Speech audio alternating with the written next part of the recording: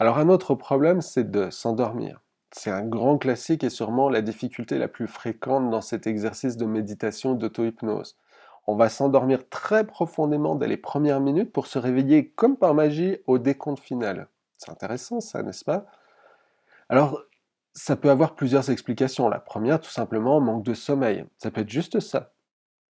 Savez-vous qu'en 2015, la moyenne de sommeil des Français était de 7 heures par nuit, en semaine? Elle est passée à 6h40 en 2019, soit un temps moyen de sommeil quotidien inférieur aux 7 heures minimales recommandées. Un quart des Français se plaignent de manquer de sommeil et un tiers déclarent souffrir de troubles du sommeil. Un quart, toujours des Français, reconnaissent somnoler le jour, notamment chez les 25-34 ans. Et les chiffres n'ont probablement fait qu'augmenter avec le développement des services de vidéo à la demande et la possibilité d'enchaîner un épisode après l'autre jusqu'à très tard dans la nuit.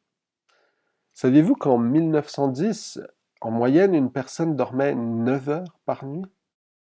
Et le manque de sommeil a des conséquences sérieuses sur notre santé. On y voit des liens avec l'obésité, des connexions avec la dépression, une augmentation du risque d'accident, une diminution de la concentration. Et le principal responsable dans tout ça, le téléphone intelligent. Pas si intelligent que ça en fait. On va reculer notre heure de coucher, à faire défiler notre écran juste encore un petit peu, juste un dernier épisode. La luminosité de l'écran va jouer sur le cycle naturel du corps et sur la production d'hormones du sommeil.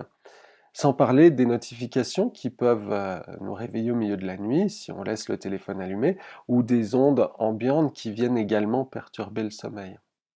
Alors dans ces conditions, c'est évident que si vous vous allongez avec une petite musique douce dans les oreilles, une voix calme qui vous accompagne, en quelques minutes seulement, vous serez parti profondément. Votre corps en a besoin. Donc accordez-vous ce moment, et si vous avez le temps, vous pouvez reprendre la méditation à votre réveil. Il y a de fortes chances que vous alliez jusqu'au bout cette fois-ci. Et sur le long terme, peut-être qu'il est temps de regarder vos habitudes de sommeil d'un peu plus près et d'aller au lit peut-être un peu plus tôt avec un bon livre plutôt qu'un écran. Essayez aussi de faire la méditation à différents moments de la journée, le matin, en après-midi ou le soir par exemple. Pour moi, méditer au réveil, et hop, c'est magique, je me rendors en quelques minutes. Après le repas ou en fin de journée, après une journée de travail, peuvent être des moments assez redoutables pour beaucoup, pour peu qu'il y ait un minimum de fatigue. Changez aussi de position, privilégiez une position assise plutôt qu'allongée. Une autre raison qui peut expliquer le fait qu'on va s'endormir dès le début de la méditation, c'est le fusible de sécurité du mental. Le manque de sommeil n'est pas forcément toujours la raison derrière le fait que vous vous endormez automatiquement dès que vous commencez une méditation guidée. Quand vous commencez à faire ce travail, votre mental est probablement en train de se dire «Oh là là, mais qu'est-ce qu'il fait? C'est dangereux, je contrôle plus, je ne peux pas laisser faire ça. Et s'il accédait à des informations que j'ai pas approuvées en amont?» Donc pour lui, c'est la panique totale, alerte rouge, tout le monde à son poste. Et le seul moyen qu'il va trouver pour de vous éviter d'aller là où il ne veut pas que vous alliez, bah, c'est tout simplement de débrancher. On éteint tout, bonne nuit.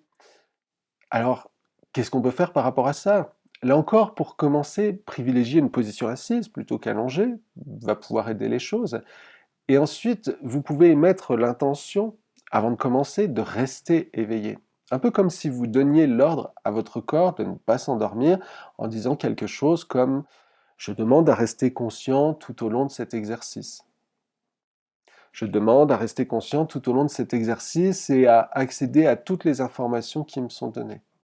Dans la formation, pour apprendre à communiquer clairement et facilement avec ses guides, je vous propose d'autres méthodes très efficaces pour vous aider à rester conscient et garder le fil tout au long du voyage.